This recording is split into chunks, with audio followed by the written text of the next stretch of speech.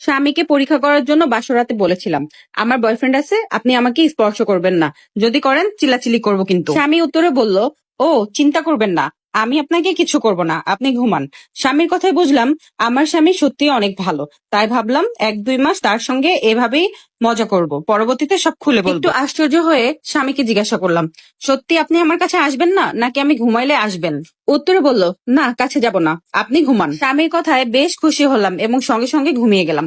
পরের দিন সকালবেলায় চিল্লাচিল্লির আওয়াজে আমার ঘুম ভেঙে গেল। তাড়াতাড়ি উঠে বাহিরে আসলাম, এসে দেখি আমার বাবা মা চিল্লাচিল্লি করতেছে।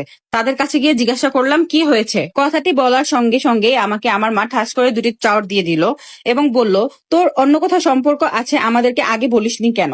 তোকে সেখানেই বিয়ে দিতাম, কিন্তু তুই বিয়ের পর কেন এই কথা তোর স্বামীকে বললি? আমি একটু রেগে বললাম, বলেছি তো কি হয়েছে? মা বলল, সে আজ তোকে সকালবেলায় ডিভোর্স দিয়েছে, এই নে ডিভোর্স পেপার। কথাটি শোনা মাত্রই কেমন যেন মাথা ঘুরে পড়ে গেলাম। আসলে আমাদের এমন কিছু করা যাবে না যার জন্য পরবর্তীতে পস্তাতে হয়। এই জন্য হয়তো আল্লাহ বলেছেন, মিথ্যা কথা থেকে সবসময় দূরে থাকো।